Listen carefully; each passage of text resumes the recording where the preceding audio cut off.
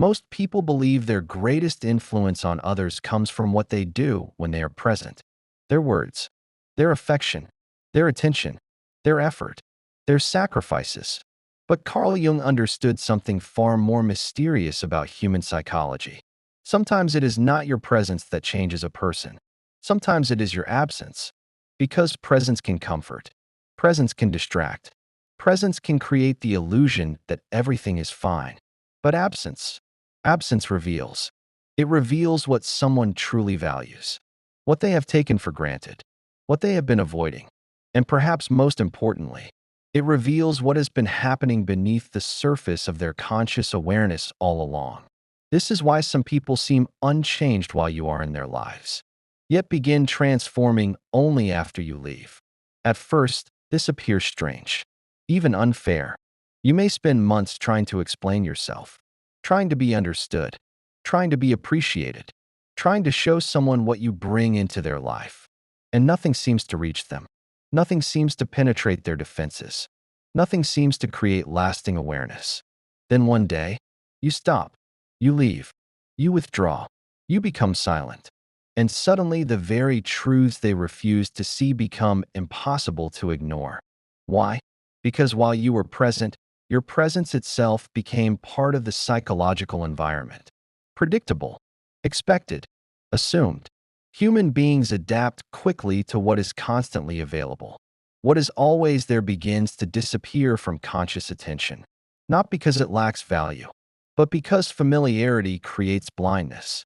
We stop noticing what we expect to remain. We stop appreciating what feels permanent. We stop examining what appears secure. And this does not happen only in relationships. It happens throughout life. People rarely understand the importance of something while it remains comfortably accessible. Awareness often arrives through contrast, and absence creates contrast. Suddenly, what was once invisible becomes visible. What was once assumed becomes significant. What was once overlooked becomes unforgettable. But Jung would argue that something even deeper is occurring. Because when someone leaves our lives, they do not merely leave behind empty space. They leave behind psychological space. And that space can become incredibly uncomfortable. During the relationship, friendship, or connection, much of a person's emotional energy may have been focused outward, focused on interaction, conversation, reaction, distraction. But once the connection disappears, something unexpected happens. That energy has nowhere to go. And so it begins moving inward, toward the self, toward the unconscious, toward the very places many people spend years avoiding. This is where absence becomes transformative, because what disappears externally often resurfaces internally. The person is no longer confronting you. They are confronting themselves. And self-confrontation is rarely easy. Carl Jung believed that every individual carries aspects of themselves that remain hidden from conscious awareness. Fears, wounds, needs, desires, regrets, unresolved emotions. The parts of ourselves we push away do not disappear. They simply move into what Jung called the shadow. And the shadow is patient. It waits, sometimes for years, waiting for the moment when distraction is no longer available.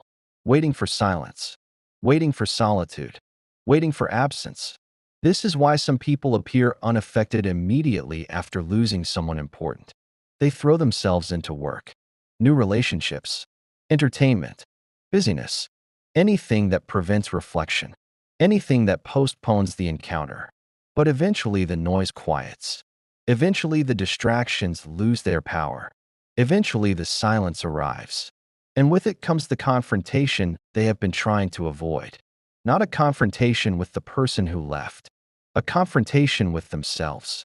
They begin asking questions. Questions they never asked before. Why did that relationship matter so much? Why am I still thinking about them? Why do their words still echo in my mind? Why does their absence feel larger than their presence ever did? And beneath those questions lies an even deeper realization. The person who left may have been carrying psychological meaning they never fully understood, meaning that only becomes visible after the connection is gone. Because often what we miss is not merely the individual. It is what they awaken within us, the version of ourselves that existed around them, the hopes they inspired, the truths they exposed, the possibilities they revealed. And once those experiences become memories, the psyche begins examining them more carefully, almost as if the unconscious is saying, "Look again. There is something here you failed to understand." This is why absence can become such a powerful teacher, not because it automatically creates wisdom, but because it removes escape routes. It removes familiar patterns. It removes certainty. And in doing so, it forces a person to encounter parts of themselves they may never have discovered otherwise. Perhaps this is why some individuals spend years unchanged by love, yet are transformed by loss. Not because loss is greater than love, but because loss often reveals what love was trying to teach them all along. And that revelation marks the beginning of a journey most people never expect. A journey into the unconscious itself. A journey that can alter how a person sees relationships, themselves, and their entire life forever. And that is where Jung's deeper insight begins to emerge. Because the people who change most dramatically after someone's absence are often not grieving the person alone. They are confronting something hidden within themselves that the relationship had been keeping just out of sight. And once that process begins, nothing remains the same. And this is where the story becomes even more fascinating. Because most people assume they miss a person because of who that person was. Their personality, their presence, their affection, their companionship. And while those things certainly matter, Carl Jung believed there is often something much deeper happening beneath the surface. Sometimes what a person misses most is not the individual. It is the part of themselves that was awakened in the relationship, the part that now refuses to go back to sleep. This is why absence can feel so confusing. A person may tell themselves they have moved on. They may convince themselves the connection is over. They may even build an entirely new life. And yet something remains unresolved. A thought that returns unexpectedly. A memory that appears without warning. A feeling that surfaces years later. Why? Because the unconscious mind does not operate according to logic alone. It operates according to meaning. And meaningful experiences leave psychological imprints. Jung observed that the psyche is constantly moving toward wholeness, constantly trying to bring unconscious material into awareness. And certain relationships accelerate that process, not because they are perfect, not because they are destined, but because they activate something dormant within us, something waiting to become conscious. This is why some people leave our lives and we barely think about them again, while others remain psychologically present long after they are physically gone. The difference is not always love. The difference is transformation. Some people affect your circumstances. Others affect your consciousness. And consciousness does not easily forget what changes it. This is where Jung's concept of projection becomes especially important. Because many relationships begin with projection. We meet someone and unconsciously assign meaning to them. We see qualities we admire, qualities we desire, qualities we have not fully developed ourselves. Strength, confidence, creativity, emotional depth, purpose, wisdom. Without realizing it, we begin attaching these qualities to the other person. They become larger than life, almost symbolic, almost archetypal. And while the relationship exists, this projection remains largely invisible. But once the person disappears, something interesting happens. The projection remains. And now the psyche must figure out what to do with it. At first, many people try to reclaim the relationship, not because they necessarily want the person back, but because they want the feeling back. The feeling of possibility, the feeling of aliveness, the feeling of connection to something meaningful. Yet eventually a deeper realization begins emerging. The qualities they admired so intensely were never meant to remain external. They were meant to be integrated. The relationship was pointing inward all along. This is one of Jung's most profound insights. The people who affect us most deeply often serve as psychological mirrors, not mirrors that show us who they are, mirrors that show us who we could become. And when that mirror disappears, the image remains. The question becomes impossible to avoid. What now? Do we spend our lives chasing the mirror? Or do we begin developing the qualities it revealed? This is where absence becomes transformative, because the loss of the relationship removes the illusion that growth can be outsourced. The individual is forced to confront their own unfinished development, their own unrealized potential, their own neglected inner life. And this confrontation is rarely comfortable. In fact, it often begins with suffering. The suffering of longing, the suffering of confusion, the suffering of unanswered questions. But Jung understood something many people miss. Suffering itself is not the transformation. Suffering is the invitation. What matters is what the person does next. Some people spend years resisting the invitation. They remain trapped in nostalgia, trapped in regret, trapped in fantasies about what might have been. They continue looking backward. And because they continue looking backward, they stop growing. Others choose a different path. They begin asking deeper questions. What was this relationship trying to teach me? Why did it affect me so profoundly? What part of myself was awakened through this experience? What am I being asked to develop now? These questions mark the beginning of genuine psychological growth, because now the focus shifts. The person is no longer obsessed with recovering what was lost. They become curious about what is being revealed. And that shift changes everything. Suddenly, absence is no longer merely an ending. It becomes a doorway into self-knowledge, a doorway into individuation, a doorway into greater awareness. This is why some people's lives divide into two chapters: the person they were before a significant absence, and the person they became afterward, because the absence forced them to encounter truths they could no longer avoid. Truths about their fears, their attachments, their emotional dependencies, their unrealized potential, their deepest needs. And once those truths become conscious, the old version of themselves begins dissolving. Not immediately, not effortlessly, but inevitably. The transformation has already begun. And perhaps this explains why some absences continue shaping people long after everyone else believes they should have moved on. The psyche is still working, still integrating, still trying to understand the meaning hidden within the experience. Because meaningful absence is never just about losing someone. It is about discovering something, something buried beneath years of distraction, something hidden beneath familiar routines, something waiting quietly in the unconscious. And often, that discovery becomes the very thing that changes a person forever. This is where Carl Jung's insight becomes both unsettling and liberating. Because eventually, every person who is deeply affected by someone's absence arrives at the same crossroads. A crossroads between two very different paths. One path leads deeper into longing. The other leads toward transformation. At first, most people do not recognize the difference. They believe they are grieving a person, and perhaps part of them is. But often, something else is happening beneath the surface. The absence has begun dismantling an illusion about who they thought they were, about what they thought they needed, about what they believed would make them whole. And whenever an illusion begins collapsing, the psyche resists. Because illusions feel safe. They provide certainty. They create familiar stories. Stories like, I cannot be happy without them. I will never find another connection like this. They were the only person who understood me. My life would be complete if they returned. These thoughts can feel overwhelmingly convincing, not because they are true, because they protect a person from confronting a deeper reality.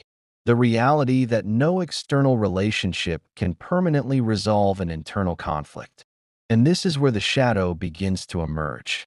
Carl Jung believed that every individual carries aspects of themselves they would rather not face. Not only weaknesses, but fears, dependencies, insecurities, unmet needs, hidden motivations.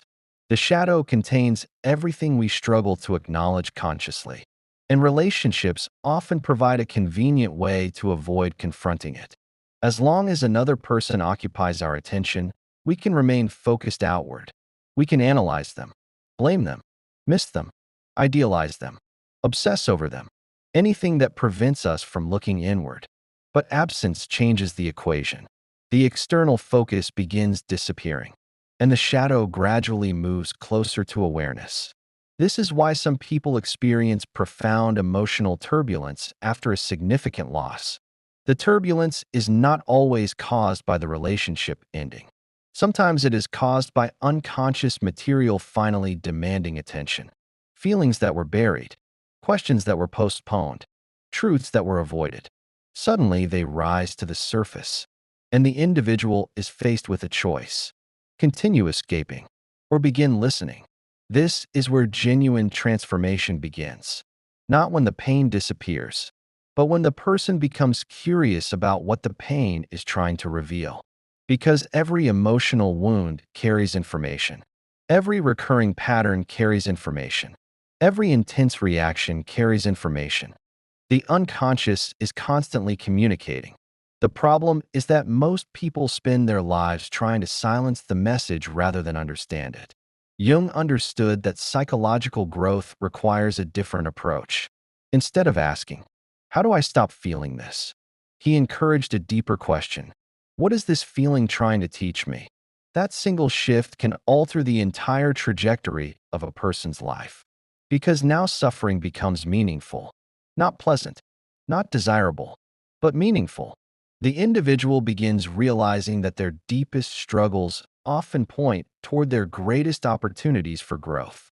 The fear of abandonment may reveal a need for self-trust. The fear of rejection may reveal an unhealed wound of self-worth. The fear of loneliness may reveal a neglected relationship with oneself. And slowly, what once felt like punishment begins looking more like initiation, an invitation into a more conscious life. This is why some absences break people, and others awaken them. The difference is not the intensity of the loss. The difference is whether the person chooses awareness over avoidance. Because avoidance keeps the wound open. Awareness begins the healing process. Carl Jung believed that individuation, the journey toward becoming whole, requires repeated encounters with the unconscious. Repeated encounters with the parts of ourselves we would rather ignore. And often, absence becomes one of life's most effective teachers, not because it is gentle, but because it is honest. It strips away distractions. It removes certainty.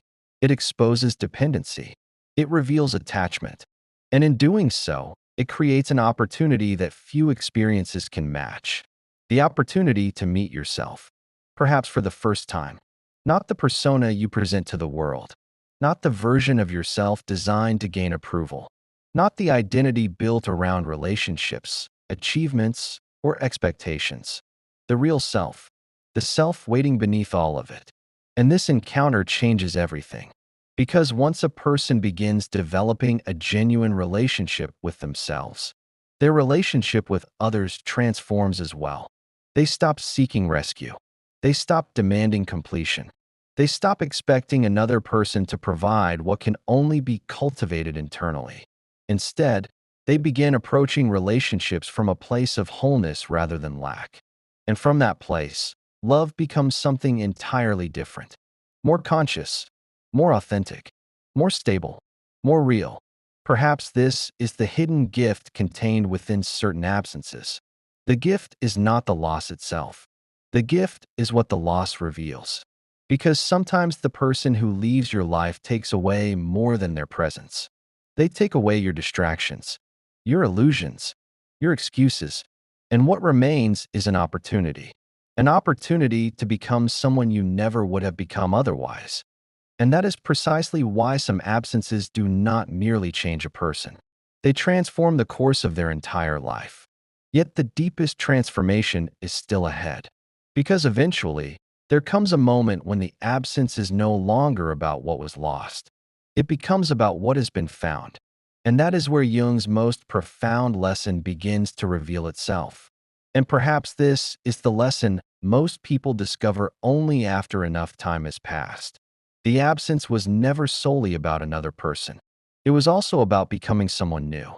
Because eventually, if a person is willing to face what the experience revealed, something remarkable begins to happen. The questions change. In the beginning, the mind asks, why did this happen? Why did they leave? Why couldn't things be different?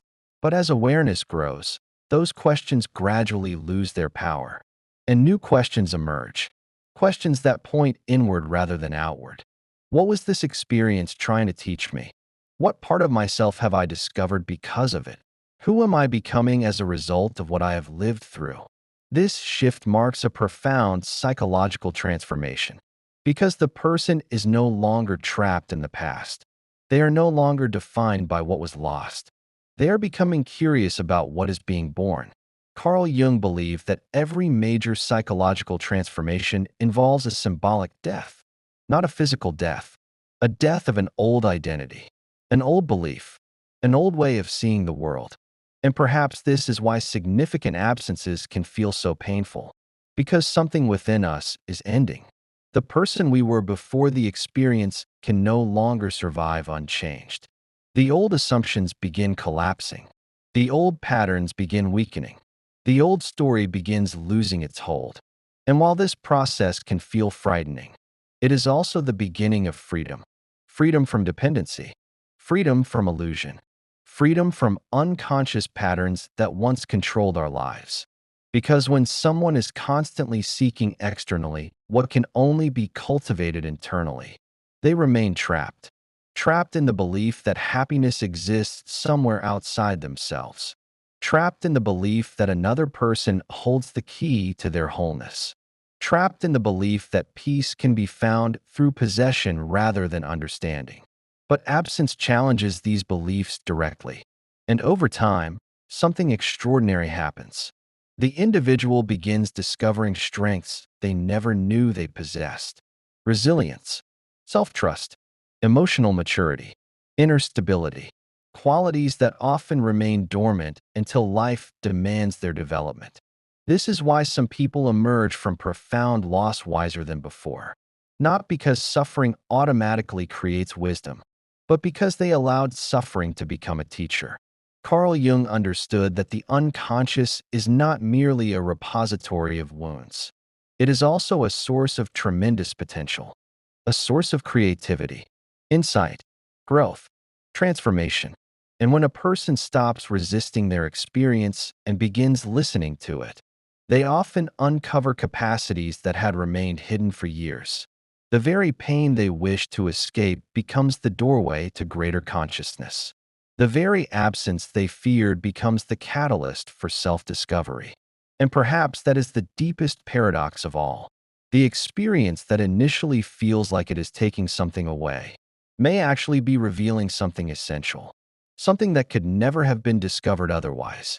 Because meaningful absence strips away what is superficial. What remains is what is real. What remains is character, awareness, depth, wisdom, the relationship a person builds with themselves. And once that relationship begins strengthening, everything changes. They stop chasing validation. They stop seeking constant reassurance. They stop measuring their worth through another person's attention. Instead, they begin living from a place of greater authenticity, a place where connection is desired but not desperately needed, a place where love becomes a choice rather than a survival strategy, a place where relationships are no longer expected to complete what was never missing. This is where Jung's concept of individuation becomes fully visible, the journey toward becoming whole, not perfect, not invulnerable, whole. A person who has learned to face themselves honestly, to integrate their shadow, to accept their contradictions, to cultivate meaning from their experiences rather than merely endure them. And perhaps this is why some absences ultimately become blessings in disguise. Not because losing someone is easy, not because pain is pleasant, but because the experience forces a level of self-confrontation that comfort rarely provides. It demands growth. It demands awareness. It demands evolution. And for those willing to answer that call, the rewards can be life-changing. Because eventually there comes a moment when the person realizes something they never expected. The absence no longer defines them. The wow no longer controls them. The loss no longer owns their future. What remains is gratitude. Gratitude for what was learned. Gratitude for what was revealed. Gratitude for the version of themselves that emerged from the experience. And in that moment, they finally understand something Carl Jung knew all along. The most important transformations in life are rarely comfortable, but they are often necessary. Because sometimes a person enters your life to give you love. Sometimes they enter your life to teach you a lesson.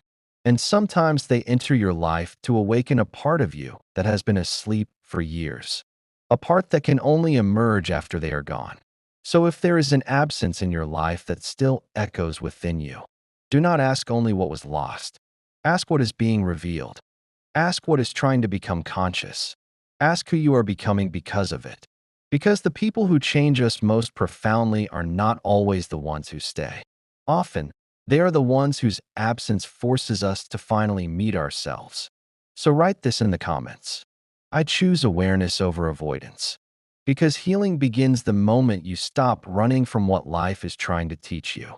And if this exploration of Carl Jung, shadow work, individuation, emotional growth, and the hidden psychology of transformation resonated with you, stay with inner Phoria, because sometimes the greatest gift hidden inside an ending is the person you become afterward.